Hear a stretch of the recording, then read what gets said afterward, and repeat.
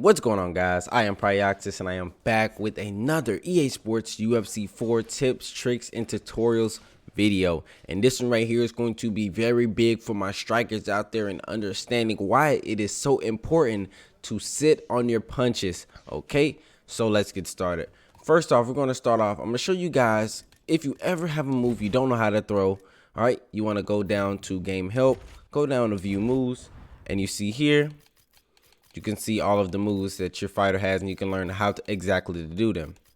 Now, with that being said, let's go ahead and get started, and I'll show you what I'm talking about. Right now, I'm standing right here, right, which is not ideal range for a jab. But if I move a little bit closer, about a fully extended jab is about right here, right. Now let's see how much damage it does. 12.8. My jab did 12.8 damage. All right, so now let's throw the cross, which is ideal. Ideal range is here, fully extended arm.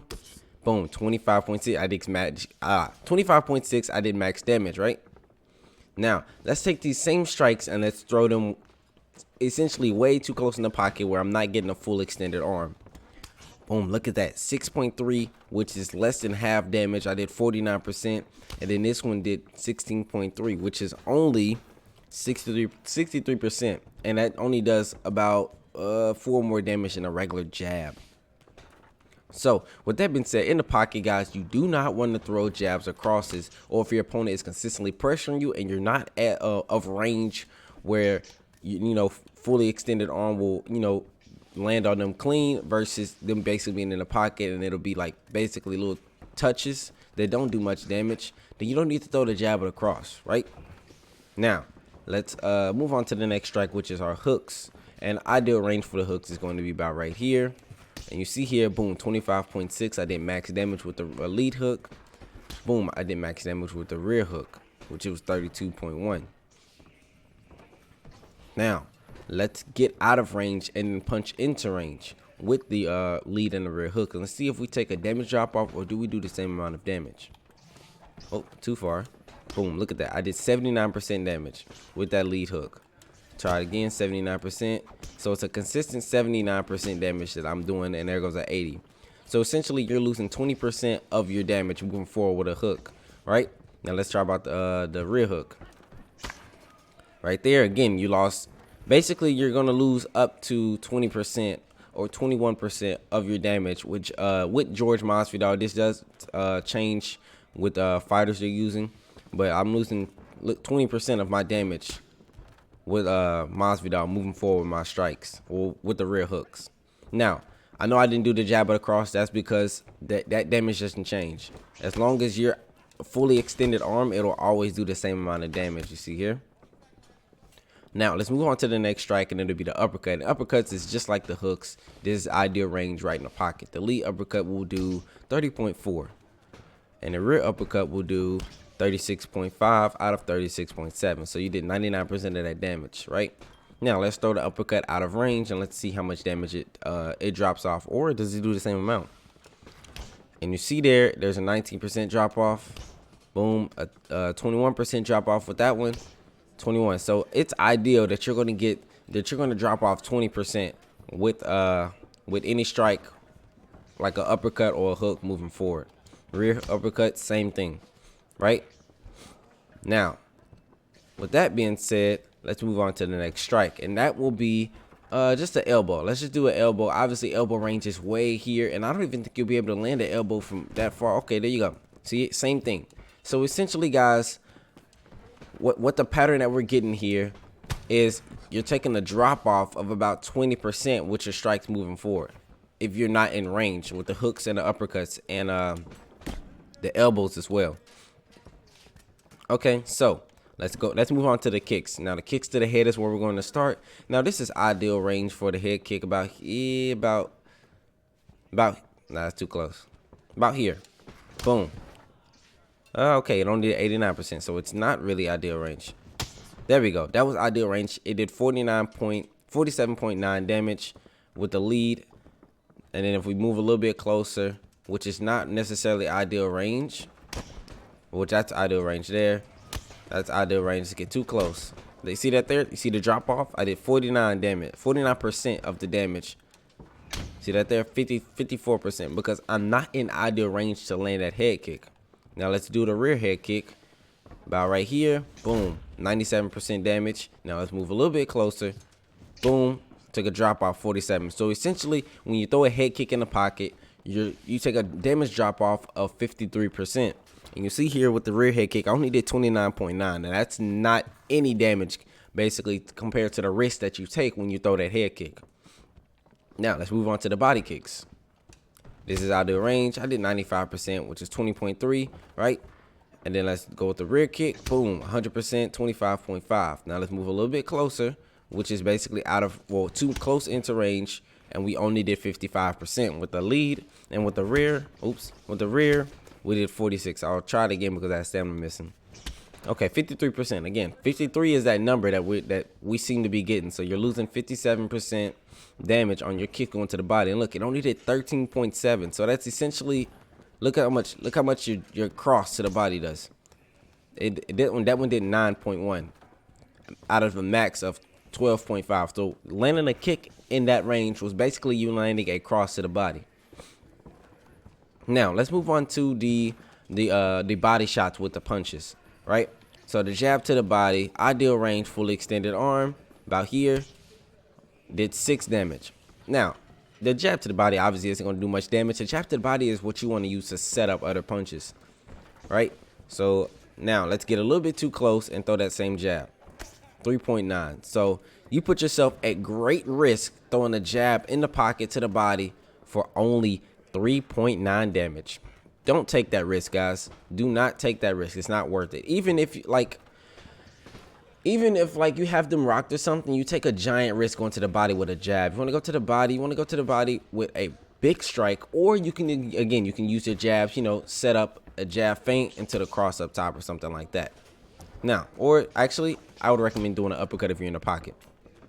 So let's move on to the next strike, which is going to be the cross in the pocket. Boom, fully extended. Get a little bit closer. Boom, fully extended. Get it right there, 12.2 damage. Now, if I get too close, oops, you shoot a takedown. Now you don't shoot a takedown. All right, get too close. I'm going to throw body cross. Boom, I only did 8.1 damage, which is 64%. I didn't do much damage at all, but I also put myself at great risk to get uppercutted. Now, let's move on to the next strike, and it's going to be the low kicks, right? So ideal range for a low kick is going to be about here. See that I did 11.3 damage out of 12.1, which is basically ideal. Now let's throw the rear kick. 17.9, right? Now, if I move too close, watch the damage drop off with the low kicks. See that? No, that was a bit fine, but look at that right there.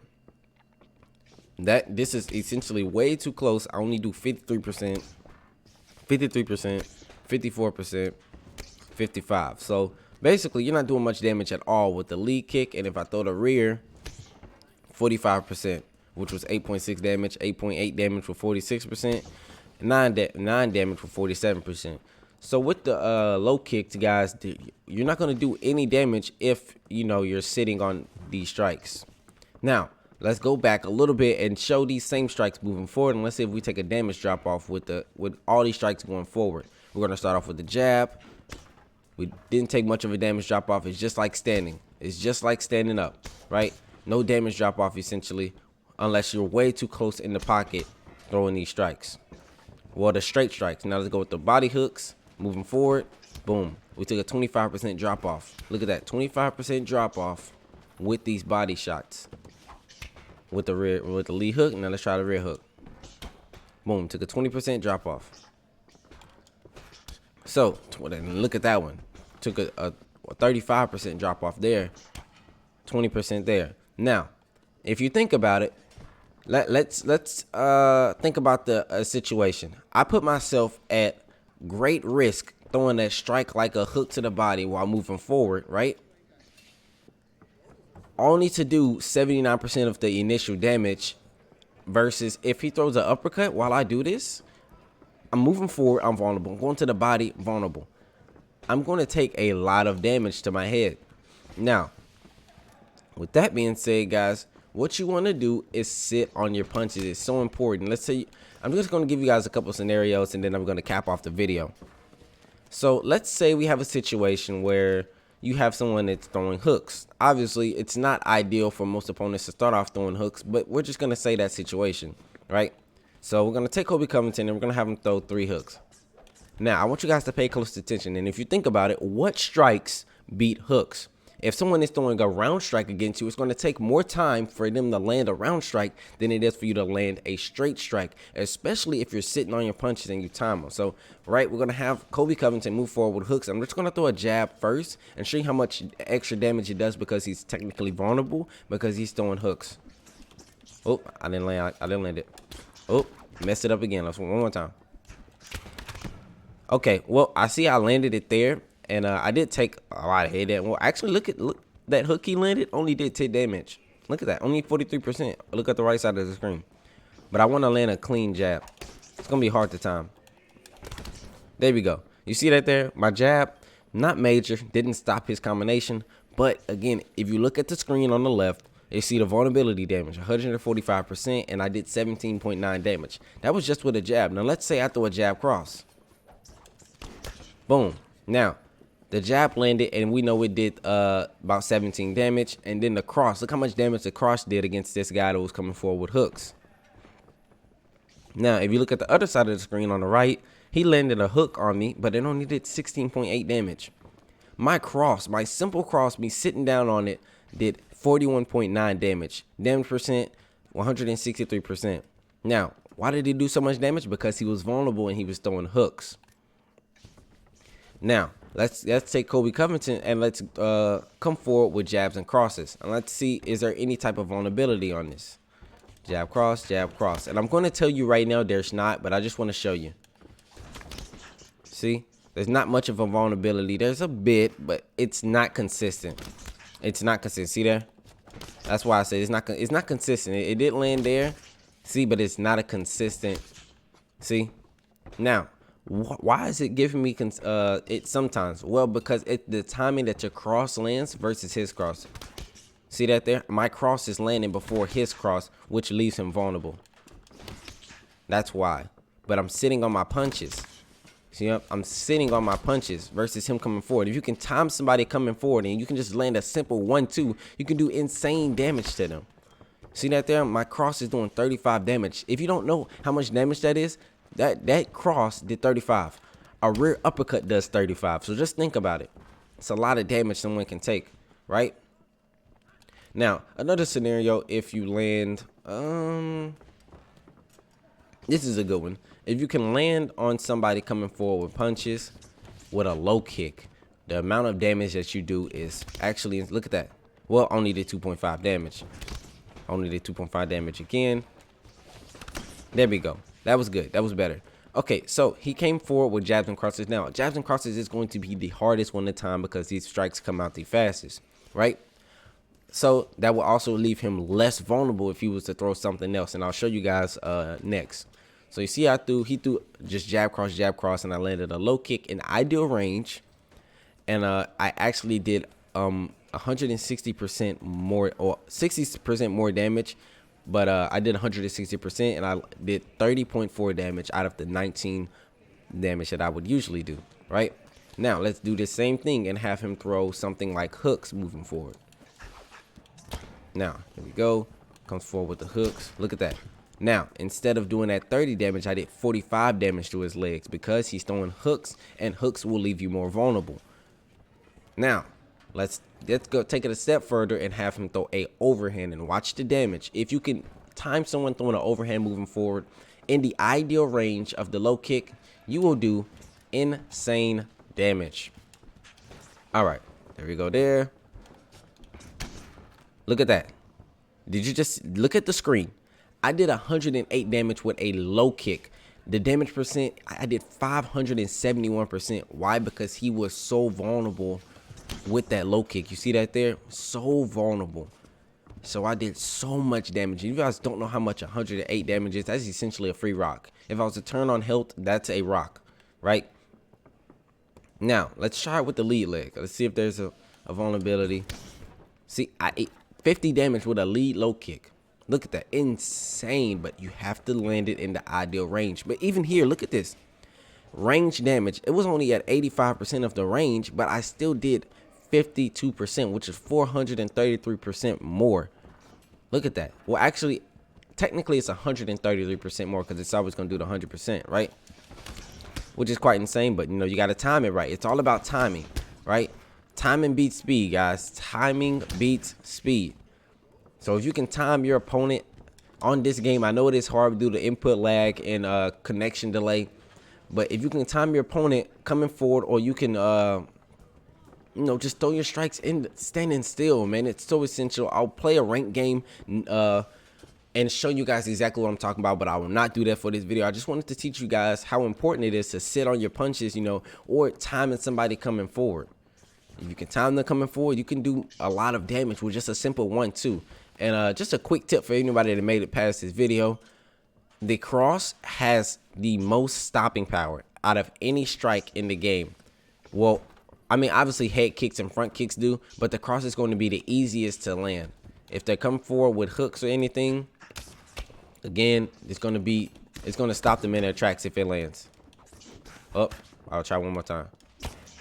I'm not timing it right. See that? There you go. And look at that. That did 60 damage almost. And that was just a simple cross. Timed him coming forward, but he was throwing wild hooks, which you don't ideally at high rank, you won't get that. But this is more so for beginners, but this is also for high rank guys as well. You'll notice the patterns, man. You'll notice you'll be able to defeat opponents so much easier if you take these things in mind when you're playing online. But that is it, guys. Be sure to subscribe to the channel if you're new. Turn on them post notifications and hit the like button for your boy. I hope you guys learned a lot in this video, and I'll be back. That's my phone timer going off. All right, I'll be back tomorrow, guys, with another video. I hope you enjoy. Be sure to like, man. Be sure to like 18K before 2021. Peace.